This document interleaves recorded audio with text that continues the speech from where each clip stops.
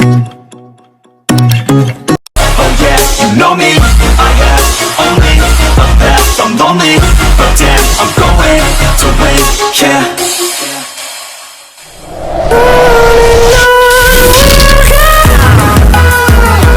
Hello guys! Welcome back to my channel. So, for today's video ay mag-unboxing tayo ng JBL Charge 3 kasi ito yung dati kong pinapangarap na speaker or Bluetooth speaker, but disclaimer lang guys kasi hindi tayo nagmamayabang at saka hindi tayo gusto ko lang bumili nito kasi ito yung pinapangarap ko na speaker na talagang original talaga at saka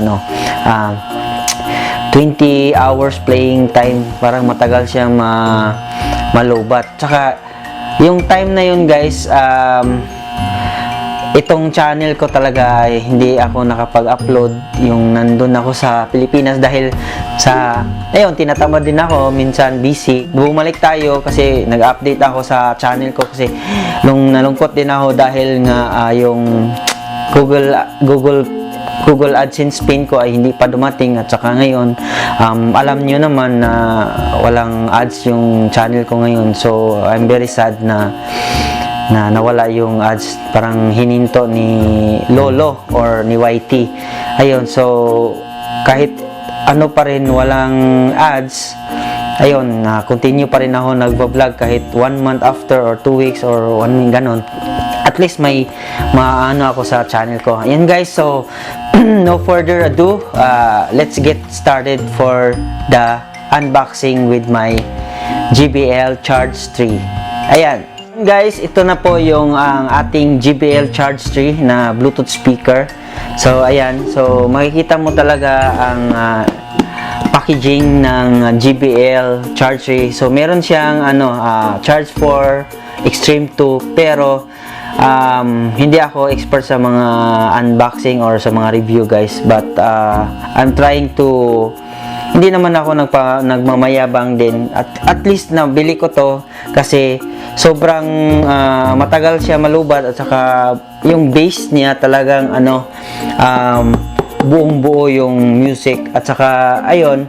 So may nabili ako noon na hindi talaga siya pure na JBL, but ilang oras lang, 1 hour, 2 hour, 3 hours, ayun ganon, malulubat na ito. Parang 3 days yata pag ginamit mo ng mga 2 hours, 3 hours ganon. But nakalagay kasi dito na 20 hours playing time, saka may at saka pwede siyang mag-charge ng cellphone mo through your cellphone kung nasa outdoor kayo, nagpa-party, ganun. Or let's start guys the unboxing. Pero ito, nabuksan ko na to dahil nga chinek ko para i-check ng original ba talaga. Ayan, na-try namin to doon sa nabili ko dito sa Saudi, dito sa ayan, so buksan na natin guys. Ayan, so talagang malalaman mo talaga yung original dahil yung niya dito may magnet. Ito yung at saka pag open mo, ito yung makikita mo dito yung logo ng JBL, at saka may mga tao dito na nag-party. Ayan, so makikita mo dyan yung Charge 3, may siya, yung black na cover. Saka ayun, pag alis mo dito, ayan, set aside muna natin yan. At ayan, ito na yung speaker. Ayan, ito na yung speaker. Buong buo pa siya, naka-plastic pa. Tapos ayan, bubuksan natin guys. Wow. Ayan, bigat siya, bigat talaga. At saka napili ko siya, may may color na black, blue, red, pero ito yung nagustuhan ko, yung parang army style kasi maganda siya. At saka ayan, JBL speaker. At saka ito dito, ito yung niya, ito yung charge port.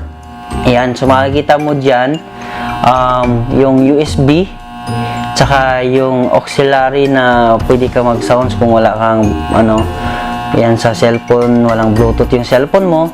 At saka dito yung charge port na USB. ito talaga yung true or ito yung original guys. Malalaman mo talaga dito dahil tatlo lang siya dito. Ito yung pinaka-original ko. Kung makikita nyo sa ibang mga review ng mga YouTubers at saka mga JBL review, ito talaga yung original. Saka nabili ko siya pagtanong ko doon sa ano, pagtingin ko talaga sa ano ba yun, hindi yun sa Jarrer, basta sa ibang store. Sa ayun, at saka waterproof daw siya.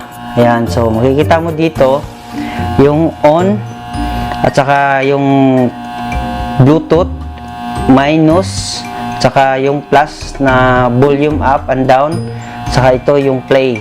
Ito yung connector dito pag na-on mo. But itatry natin siya guys as soon as magkatapos ko ng ma-unbox yung iba. Ayun.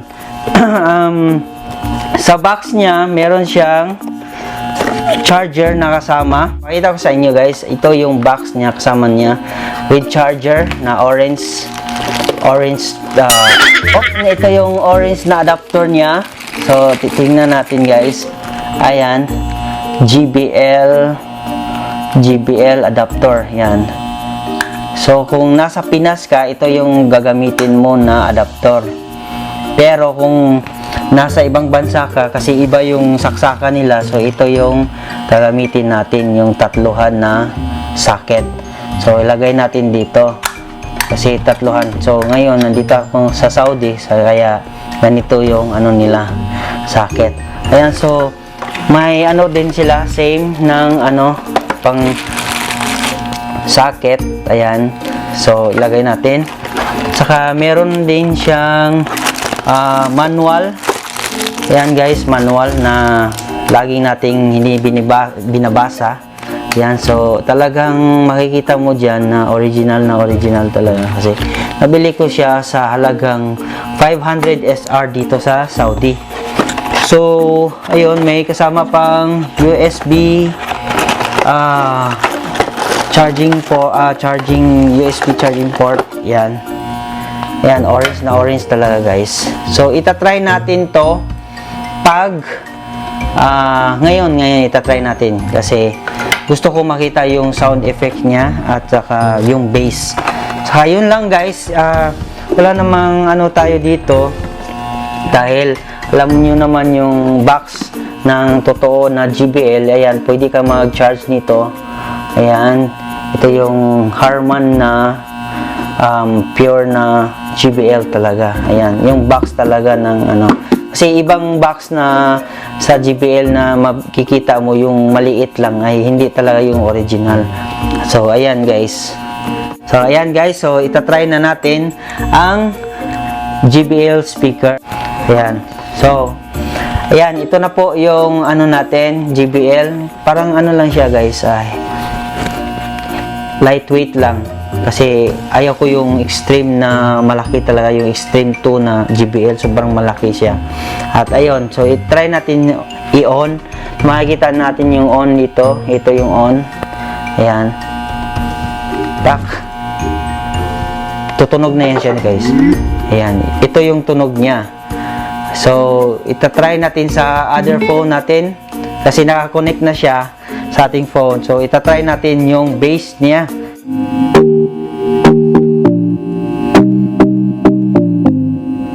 Yung bass niya talagang maganda. Ayan.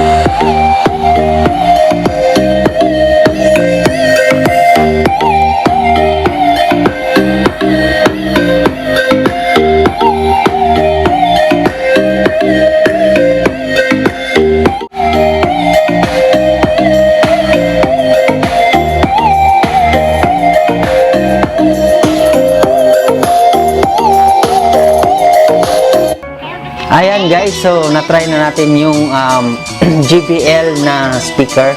So yung bass niya talaga sobrang maganda.